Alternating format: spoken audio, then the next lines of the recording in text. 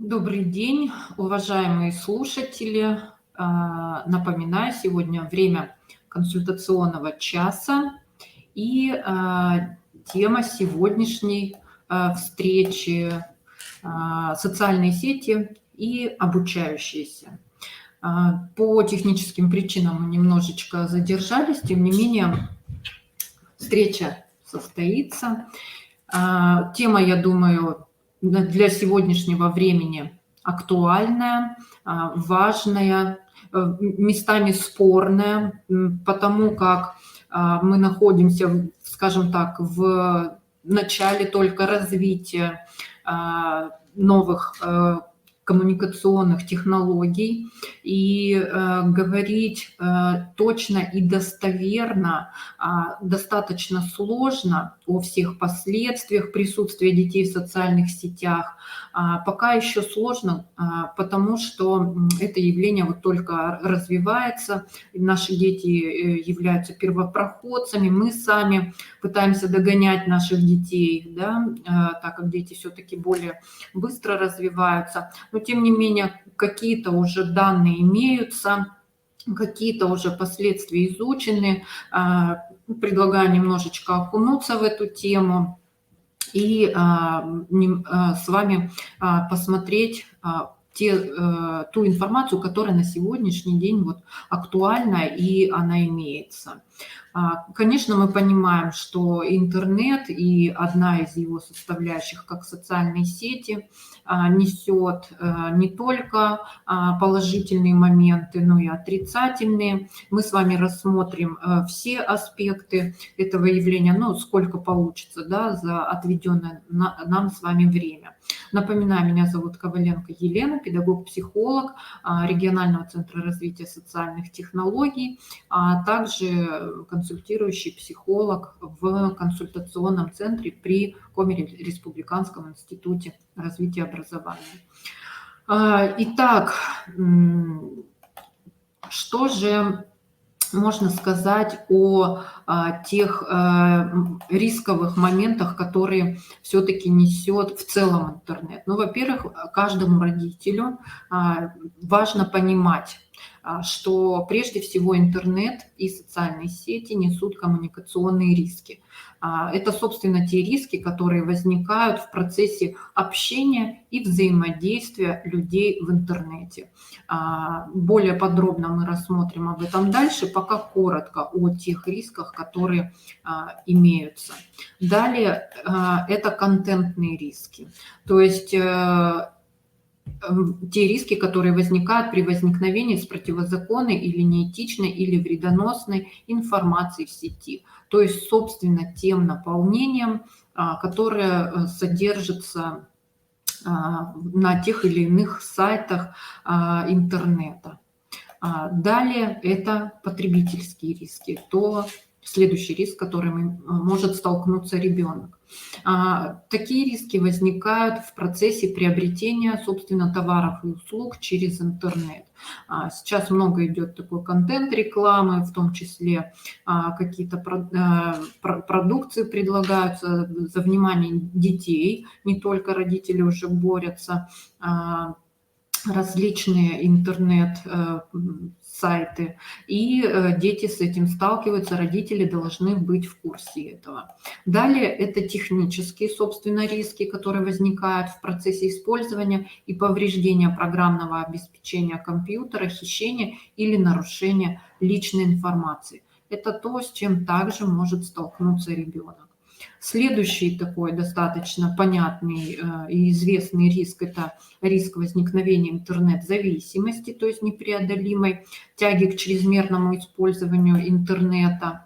Ну и, собственно говоря,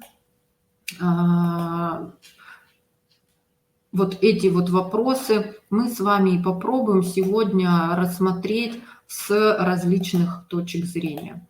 Ну и в целом хотелось бы вначале затронуть такие общие моменты, которые важно знать родителю, да, что вообще волнует современных родителей. Если это вас не волнует, то, может быть, есть смысл об этом задуматься. Понятно, что проблемы разные, суть одна и та же, что прежде всего родители боятся потерять контакт с ребенком, боятся потерять контроль, или возникают те или иные проблемы со взаимопониманием и со сложностями контроля детей, находящихся, цифровых детей, скажем так.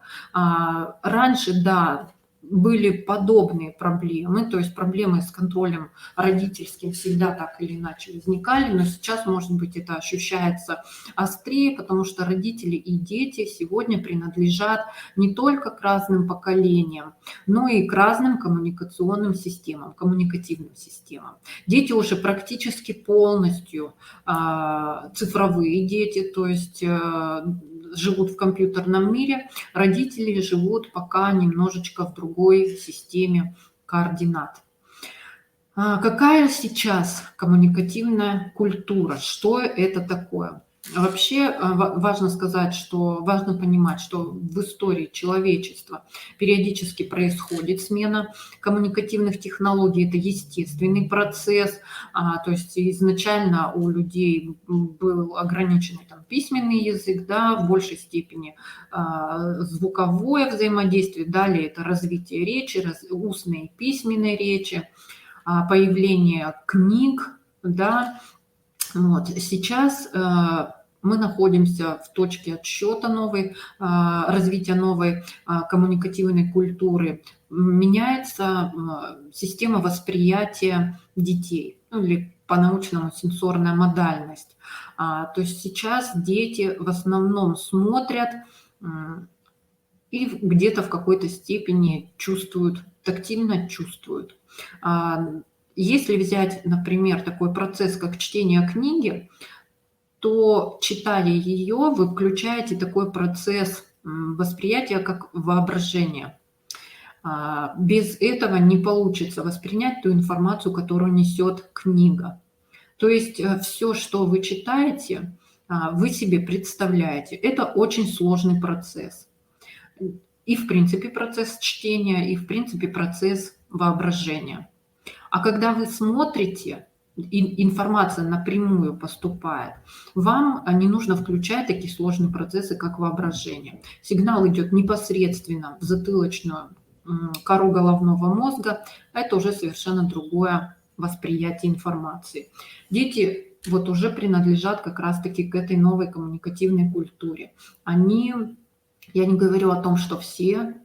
Мы понимаем, да, что есть читающие семьи, есть семьи, отрицающие важность наличия в семье гаджетов и старающиеся развивать по традиционному пути детей.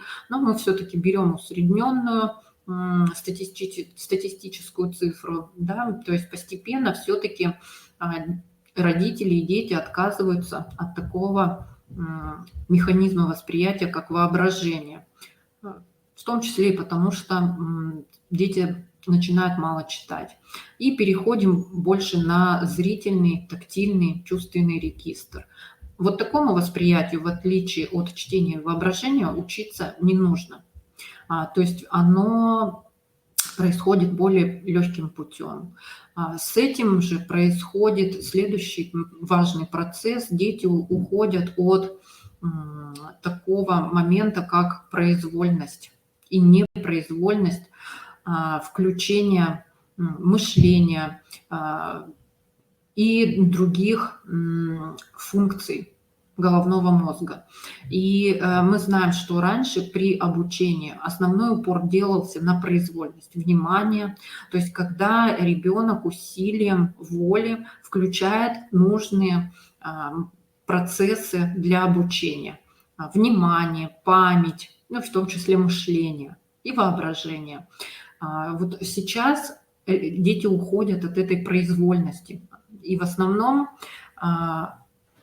они работают на непроизвольных процессах. Интересно — включился, неинтересно — не включился. И вот образовательной системе очень сложно подстроиться под наших новых цифровых детей. То есть, чтобы вы понимали, да, что происходит с нашими детьми. Чем еще современные дети и подростки отличаются от их родителей в том же возрасте? У нынешних детей социализация происходит именно в интернете, тогда как родители в их возрасте общались лично. И это тоже факт, и это тоже характеристика новых цифровых современных детей. Что ребенок находит в социальных сетях? Что он там вообще находит в интернете и в социальных сетях? Но для современных детей социальные сети – это все в одном, 3 в одном, да, все включено, все включено. Во-первых, они там общаются, они слушают музыку, они просматривают видео, они используют соцсети для обучения, для подготовки к экзаменам. Даже когда они ищут информацию, то сначала пытаются ее найти в социальных сетях, и только потом идут в поисковики. То есть социальные сети сейчас это настоящий микромир детей, в которых они удовлетворяют свои главные потребности. Самое важное для детей – это, с одной стороны, интимно-личностное общение с друзьями и сверстниками в соцсетях, и с другой стороны, это поиск себя и проба разных своих образов. В целом, если посмотреть на социальные сети, то они предназначены как раз вот для этих моментов, что очень удобно для детей. Главное, что у детей есть возможность продемонстрировать что-то значимое для него людям, получить ответную реакцию, которая так важна детям при поиске себя. И если новый образ получил мало лайков, да, используем современное слово, то фотографию можно удалить, распрощаться. Это происходит более безболезненное такое расставание с неподходящим образом. И при этом не обязательно, как раньше, там, делать ирокез и идти с ним в школу. Помимо текстов и фотографий, подростки также активно высказываются через музыку, картинки, цитаты, то есть проявляют себя. Например, в этом возрасте еще сложно предъявить себя через собственные изречения.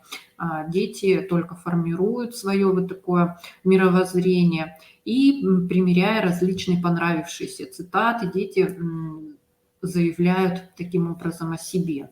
То есть это также очень важная составляющая предъявления себя в мире, но уже вот в микромире социальной сети.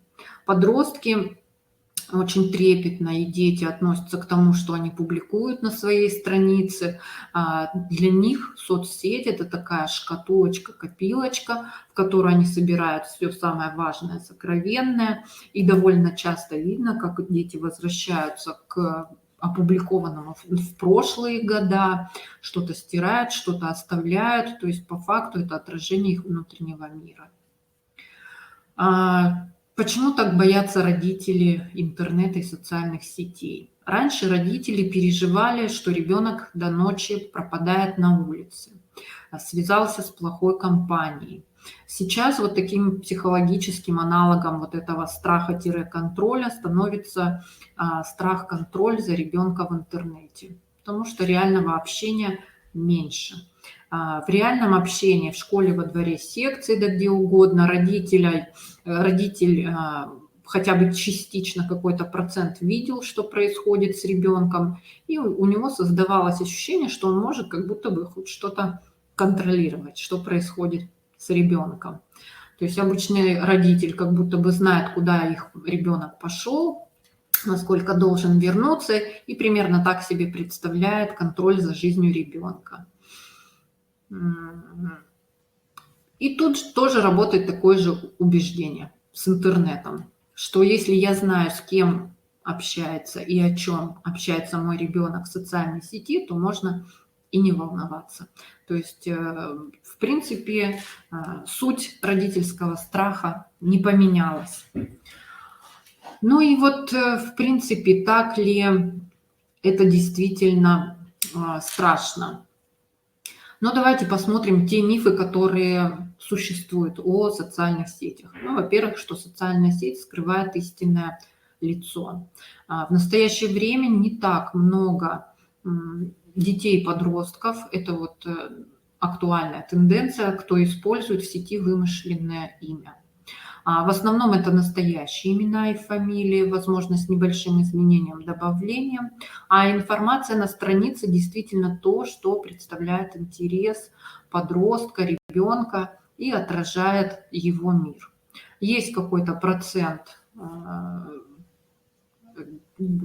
тех, кто скрывает, да, о себе данные, но основной процент все-таки информации о себе выдает открыто. Следующий миф, что ребенок будет контактировать со взрослыми неадекватными людьми. Дети, подростки достаточно сознательно выбирают, с кем они будут общаться. Сегодня мир детей, не выросших не при коммунизме, когда важно было именно соответствие общественным нормам, а все-таки мир индивидуалистичных детей, детей-индивидуалистов. И одной из характеристик вот таких детей является достаточно выборочность, избирательность контактов, с кем я взаимодействую. Поэтому в соцсетях они общаются достаточно избирательно и сознательно. Такого, чтобы они бездумно добавляли себе в друзья взрослых каких-то непонятных людей, современные исследования видят в единичных случаях, и чаще это те дети из, условно скажем так, неблагополучных семей, у которых есть проблемы с привязанностью. Вот. То есть в данном случае это проявление изначально внутренней душевной поломки ребенка. И если это произойдет не в соцсети, знакомство с непонятным человеком, то у такого ребенка, в принципе, такое знакомство может произойти и в реальной жизни. То есть виновата не соцсеть, скажем так. Подростки знают своих друзей и дети, и это может быть быть 5-6 рукопожатие, но тем не менее они так или иначе знакомы. Да, бывает такое, когда родители вскрывали аккаунт ребенка и видели, что он переписывается с каким-то неизвестным взрослым. Все-таки подавляющее большинство детей и подростков осведомлены о том, с кем они переписываются и кто эти люди. Следующий момент страха, родительского страха, это то, что виртуальное общение заменяет реальное. Это тоже оказалось не совсем так по современным исследованиям. Конечно, онлайн-общение занимает важное место, но современные совместные прогулки и живое общение продолжают оставаться для детей и подростков значимыми. Сейчас эти два мира склеены между собой и неразделимы. Например, некоторые дети рассказывают о том, что они гуляют с друзьями, и даже в этот момент не смотрят в телефон. При этом бывают даже договоренности с друзьями о том, что они не достают мобильные телефоны. При этом в профиле могут возникать селфи, я с друзьями на прогулке, и при этом они не считают это онлайн-общением. Я ведь просто выложил фото, то есть это не равно онлайн-общение. То есть я сбросил фотографию, обсудил, и на этом все закончилось. Поэтому такого понимания, что подросток сейчас находится и ребенок только в онлайне, только в офлайн, сейчас нет.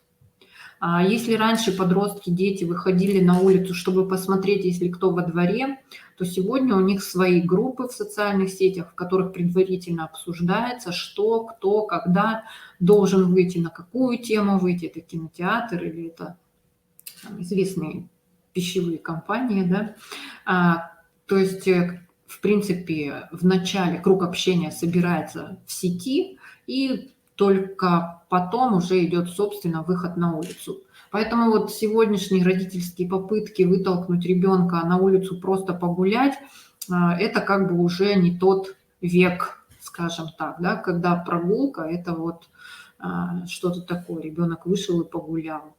И вообще, в принципе, чтобы быть на улице, ребенку нужны друзья, которые, например, сейчас не могут выйти, и дети это видят в социальных сетях.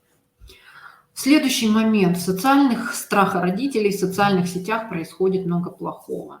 Дети, подростки всегда стремятся попробовать что-то другое, иное, запретное. то, что родителям не понравится. Например, случается, что они начинают использовать нецензурную лексику, во время переписки вести себя вульгарно.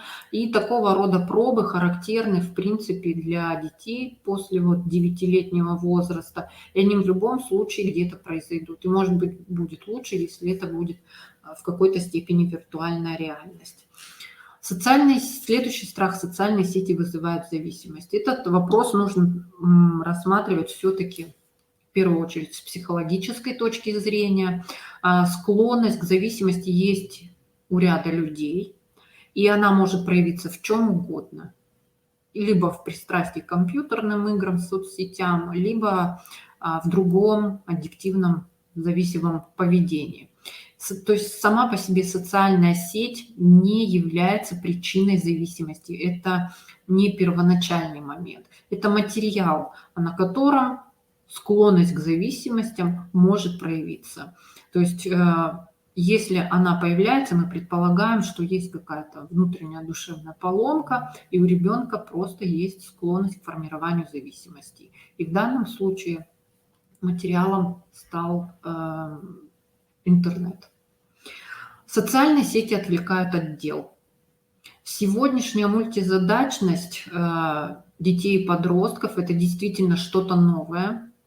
И сегодня мы видим наших детей, которые делают уроки, при этом у них играет музыка, при этом идет переписка в социальных сетях, они все вместе решают задачу. На видеосвязи одновременно висит кто-то из друзей. И вот такая вот способность находиться в мультизадачности – это тоже характерность нашего современного мира и наших современных цифровых детей. Это и бесконечное количество информации, и большое количество задач, между которыми дети уже, в отличие от нас, умеют хорошо переключаться. Плохо это или хорошо, просто это наша реальность, в которой мы живем. И, в принципе, современные рабочие места требуют от сотрудников примерно вот такой вот мультизадачности. То есть мы можем предположить, что дети смогут работать в современных реалиях, в современных крупных компаниях. Чему еще должны научиться родители новых цифровых детей? То есть тип культуры изменился, и наши знания детям в какой-то степени или именно в такой форме, в которой мы можем дать их детям, не всегда пригождаются. Но мы можем помочь детям в эмоциональном развитии. То есть подкорковые зоны развиваются медленнее, чем кора головного мозга. Поэтому эмоциональное функционирование ребенка, как и взрослого, не меняется. И мы чувствуем так же, как и всегда чувствовали, как чувствовал когда-то первобытный человек. И ребенку всегда пригодится психическое здоровье, которое он получает именно в семье с высоким психотерапевтическим потенциалом. То есть понимающей, любящей, поддерживающей семье. То есть это та семья, где родители спокойны, проводят время вместе и поддерживают друг друга. То есть создавать эмоциональную опору, которая важна для ребенка, это все так же актуально и актуально в том числе для цифровых детей. Стоит ли применять наказание? Все больше и больше, в том числе видя детей на консультациях, приходим к выводу, что к наказаниям современные дети мало восприимчивы. Потому и надо выстраивать с ребенком именно эмоциональную связь, чтобы дистанция в этой зоне. Я не говорю о том, что нужно наказывать ребенка нелюбовью. Это немножечко разные вещи. Но дистанция, эмоциональная дистанция, адекватная, вызывает дискомфорт у современных детей. И именно за счет этого есть еще у родителей какая-то возможность влияния. Но опять же, чтобы возникал дискомфорт при вот этой эмоциональной дистанции, в принципе, изначально должна быть создана хорошая эмоциональная привязанность. Иначе, как говорится, работать не будет. Следующий страх родителей. Многие дети часами сидят в онлайне. как распознать, это интернет-зависимость или нет. Если вы видите, что ребенок не расстается с гаджетом, если его отобрать, впадает в ярость, отчаяние, это уже зависимость. Грозный признак, когда ребенок не выходит из комнаты, входить к нему нельзя, еду оставлять, ну, условно говоря, под дверью, да, значит, пора обращаться за профессиональной помощью. Если же ребенок ходит в школу, справляется с учебой, общается с родными, а в остальное время сидит за компьютером, ну вот пока мы можем говорить о том, что это нормотипичное поведение. Смогут ли родители современные справиться с увлечением ребенка компьютером? Сегодня можно сказать, что у родителей очень трудный родительский путь, потому что находимся на этапе быстрого скачка развития. И есть вот выражение, что родитель – это человек, который дает мне карманные деньги. Вот все-таки родитель должен быть тем, кто остается тем человеком, который может приласкать, утешить и поддержать. В интернете ребенок этого не найдет. Поэтому будет неправильно, если мы вместо поддержки начнем упрекать, кричать, наказывать. Итак, чему же все-таки нам учить наших цифровых детей? Конечно же, учить правилам поведения в интернете, правилам поведения в сети. И первое правило, то, что вы должны сказать своему ребенку, и вот с того момента, когда вы начали давать ребенку гаджет, сейчас это происходит все раньше и раньше, а о безопасности разговаривать забываем. Первое – это не раскрываем свою личную информацию о себе и родителях. Этими данными понимаем, что могут воспользоваться совершенно разные люди. Наедине с компьютером или со смартфоном очень легко забыть, что в сети находятся миллиарды людей, и до них пара кликов, в том числе и до вашего ребенка. В сети могут заинтересоваться разного рода люди, это и тролли, и мошенники, и разной степени небезобидности и небезопасности взрослые люди, все-таки этот момент есть. И чтобы максимально обезопасить от подобных угроз, все-таки нужно научиться правилам сетевой безопасности, которые также важны, как дорожное движение. Правила просты: не выдавать людям свое имя, место учебы и проживания, то есть это как А, Б и В. Сообщать родителям или другим доверенным взрослым о любых разговорах на тревожные темы. То есть проговорить с ребенком, что если при беседе возникает любого уровня сигнал тревожности внутренней у ребенка, значит, это является важным сигналом для того, что нужно проговорить это с родителем. Внимательно контролировать публикуемый в сети контент, публикуемый ребенком. Особенно опасно ребенком и то, что видит ребенок. Особенно опасны выкладки детьми фото и видео, поскольку по изображениям можно понять, где происходит дело. А смартфоны еще и ставят геопометки. И во избежание проблем, конечно же, на смартфонах детям лучше эту функцию отключить. Главное правило, главная ошибка, подстерегающая в сети детей, да и взрослых, это ощущение, что все это игра. Не видя перед собой лицо человека, не получая отклик в виде жеста, интонации, мимики, легко подумать, что это все понарошку и сказать лишнее. И вторая ошибка – это непонимание, насколько широкий круг знакомых и незнакомых путем репостов, отправки сканов также увидят любое слово, сказанное в сети. Именно поэтому одна из важнейших вещей, которые нужно объяснить ребенку на всю оставшуюся жизнь, звучит так, что не пиши в интернете того, что не сможешь сказать человеку в глаза, стоя перед классом и всеми знакомыми. Только того, кто понял и прочувствовал это правило, можно выпускать на просторы социальных сетей. Для простого понимания можно сказать так. Написать опаснее, чем сказать. За каждым словом и действием всегда есть посторонние, которые могут это увидеть. Что еще важно здесь родителю? Важно родителям обратить внимание на те картинки, которые ребенок сам размещает, на посты, под которыми ребенок ставит лайки. Это то, что он хочет донести окружающим о себе, о своем внутреннем мире. И многое может рассказать речь, которую использует ребенок в социальной сети. Это, в принципе, дополнительная информация о моем ребенке, которую я должен знать. То, что представляет мой ребенок в мире. Один из таких распространенных вопросов: если нет доверительных отношений между родителем и ребенком, может ли родитель зарегистрироваться под каким-либо вымышленным именем и записаться к своему ребенку в друзья? Многое зависит от возраста ребенка. Подросток легко может вычислить подобного друга, ограничить доступ к своему аккаунту, удалить эту страничку, завести новую страничку.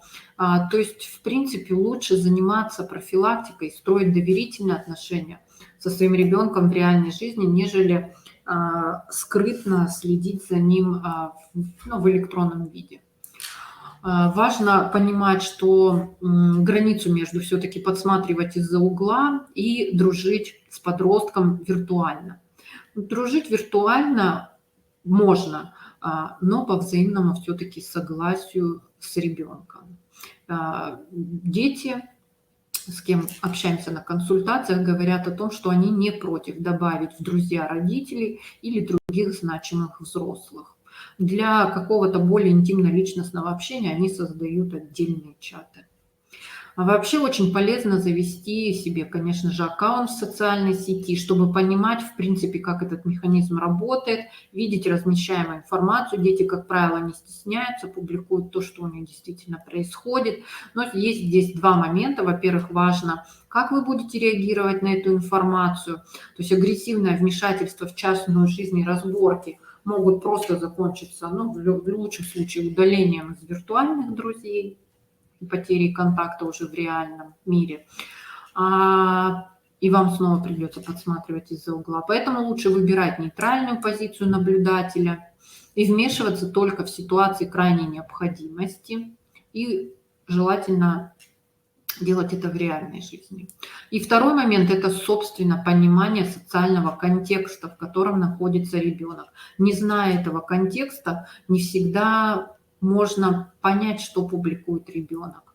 То есть, допустим, он опубликовал какое-то число, а это число имеет определенное значение. Да, то есть и оно из определенной книги, которую он сейчас читает. И вы не поймете, в принципе, о чем это число. Хотя желательно понимать, да, в каком контексте сейчас находится ребенок.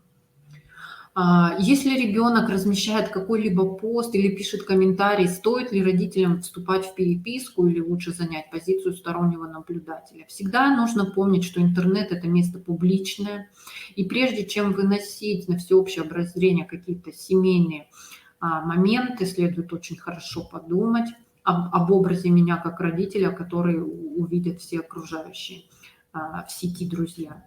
Опять же, все зависит от ситуации. Если ребенок поделился радостной новостью, например, о победе на каком-то спортивном соревновании, то почему бы не поддержать лайками и репостами? Если же в переписке ребенок затрагивает темы, которые вы не хотели бы афишировать, не нужно обсуждать это в сети, нежелательно. Желательно это сделать в домашней обстановке, так будет более уважительно и честнее по отношению к ребенку. Вообще, адекватна ли поддержка родителями детей в продвижении ребенка в социальной сети? Это тот случай, когда мама мальчика просит полайкать страничку ребенка, какие-то, например, его рисунки, и ребенок становится мегапопулярным. Конечно, в сегодняшней реалии это правильно, детям надо помогать. Мама или папа в данном случае всего лишь воспользуются коммуникациями, которые необходимы ребенку. Родители всегда вмешивались, если у детей не складывалось общение. Просто раньше это было немножко в другой форме. Приглашали детей в гости, пекли пироги, вместе звали играть в футбол. И родители, и детей сегодня можно с ребенком обсудить, как устроить свою страничку в интернете красиво, чем ее наполнить. И в данном случае это будет именно вариантом родительской поддержки. Еще такой момент, который волнует родителей, это то, что в соцсетях дети нередко используют нецензурную лексику. Что с этим делать? Родители, учителя, конечно же, от этого в ужасе. Запретами ничего, понятно, не добиваешься. Важно понимать, что в юном возрасте многие употребляют грубую лексику. Теперь так дети общаются в социальных сетях. Как к этому относиться? Не закидайте меня камнями, предлагаю относиться спокойно и просто планомерно формировать речевую культуру ребенка и пережить этот вот этап использования грубой лексики спокойно. Важно понимать, что в интернете общение пока довольно жесткое, и за счет того, что, возможно, оно бывает анонимным. То есть я не несу ответственности за то, что я пишу пока в некоторых случаях, да, хотя уже немножко ситуация изменяется. И все-таки, как родителю понять, что нужно уже бить тревогу и активно вмешиваться в ситуацию? Ну, во-первых, когда посты приобретают ярко выраженную негативную окраску, в том числе, когда их содержание связано уже с противозаконными действиями. И, во-вторых, уже если начинается все-таки зависимость и желание постоянно находиться в виртуальном пространстве. Опять же, повторю, родителям нужно проявлять терпение, деликатность, разговаривать с ребенком, ну и уже в случае необходимости обращаться к специалисту. Правило номер 2, их немного. Если вдруг твой новый знакомый предлагает тебе встретиться, обязательно посоветуйся с родителями. В интернете человек может быть совсем не тем, за кого себя выдает. Это важный момент. И здесь хочу упомянуть, что одно из самых опасных вещей, которое происходит с детьми в социальных сетях, это онлайновая травля или кибербуллинг по-другому. И это не шуточное явление, имеет долговременные последствия, которые также влияют на жертву, как и реальный буллинг. И по сравнению с обычными неприятностями в школе, онлайновая травля не заканчивается, когда ребенок возвращается домой, принимает достаточно уродливые гипертрофированные формы. Поэтому важно ребенку сказать, что у него могут подсмотреть пароль, от имени ребенка что-то написать в соцсети, выложить на обозрение неудачные фотографии, ставящие жертву в неловкое положение, разгласить посторонним что-то, что ребенок написал по секрету в сети, все это распространить. Эти виды травли не очень бросаются в глаза взрослым, но сильно угнетают ребенка. Поэтому при любых сомнениях, непонятном плохом настроении важно приложить усилия и все-таки пообщаться с ребенком на эту тему. Ну и может быть обратно, то есть ваш ребенок может быть не объектом травли, а как раз-таки ее источником. То есть эти аспекты также нужно обсуждать с детьми. Правило номер 3. Старайся посещать проверенные страницы и сайты. Посоветуйся с родителями, если встречаешь нежелательные материалы. Учите детей критично относиться к проглатываемой информации. Это начинается с маленького возраста, с чтения книг, обсуждения того, что я читаю. Ну и, соответственно, когда подключаются уже гаджеты, здесь также нужно разработать свои внутренние семейные правила. Договоритесь на берегу. Даже если вы уверены, что ребенок понял все правила, что можно смотреть, что нельзя, все-таки не подсматривайте о том, что смотрит ребенок, а договоритесь с сыном или с дочерью, как будет работать контроль. Комфортно ли будет ребенку периодически открывать пароль от своей учетной записи? Либо это просто добавить в друзья, либо установить программу родительского контроля.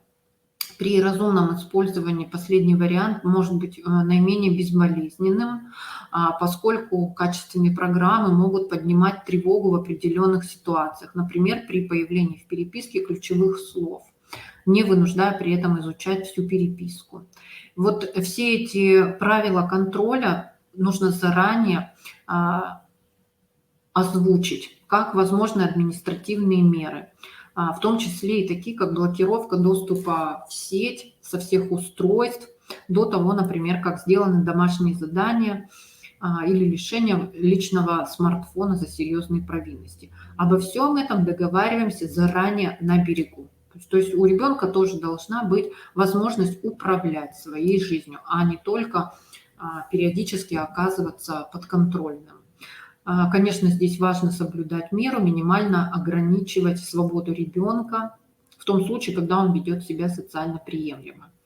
И помните, что вашему ребенку интересно, предлагайте всегда альтернативу интернету, чтобы ребенок не проводил время в социальных сетях.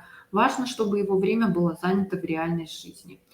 Проводите больше времени со своим ребенком.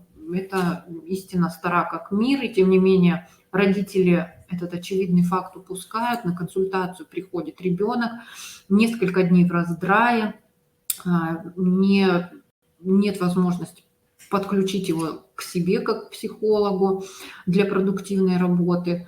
На другую консультацию приходит совершенно другой ребенок. Спрашиваю: ты сегодня другой, совершенно выглядишь по-другому. Да, сегодня мама была выходная, она была со мной. Все.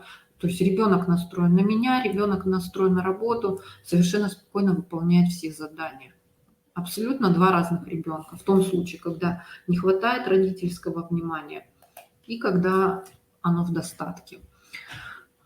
Важно знать все-таки, чем интересуются дети. Социальные сети, помним, не единственное, чем они интересуются. Статистика, основанная на анализе программы родительского контроля одной из компаний, которая предоставляет эту услугу, позволяет оценить, на какие категории сайтов с нежелательным контентом вот сегодня актуальные наши родительские дети попадают чаще всего. Наши российские дети. Вы видите статистику, да, что интересуются разным, скажем так. Правило номер 4. Уже касается более технических моментов. Обязательно придумать сложный пароль для того, чтобы в школе никто не смог зайти в аккаунты детей. Чем он сложнее, тем сложнее взломать аккаунт, либо просто, в принципе, открыть, в принципе, телефон, да, то есть на входящем пароле. А также не забывайте, что нужно защищать свой компьютер с помощью программ и антивирусов.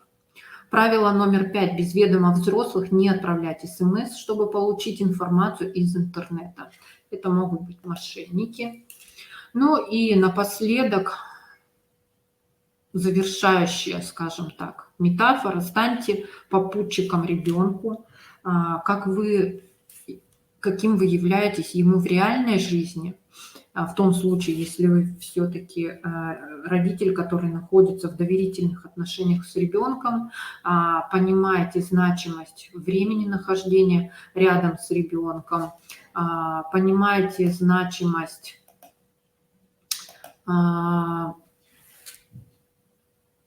формирования контакта с ребенком, умеете с ним заниматься и быть с ним в каких-то, в принципе, совместных моментах, а не оставлять ребенка наедине с гаджетом. Но и вы можете стать единомышленником, в том числе и в цифровом вопросе. Конечно, чтобы регулировать вовлеченность ребенка в виртуальную реальность, с ним нужно поддерживать контакт и понимать, что у него происходит, в том числе и в этой жизни. И в данном случае именно доверительные отношения являются профилактикой безопасного нахождения ребенка в сети, и отпадет потребность в тотальном контроле и лишении гаджетов. Надеюсь, моя информация была полезной для вас. Напоминаю, что все-таки мы с вами ходим неизведанными тропами. Оставайтесь уверенными родителями, понимающими. На сегодня все. Благодарю за внимание. Всем до свидания.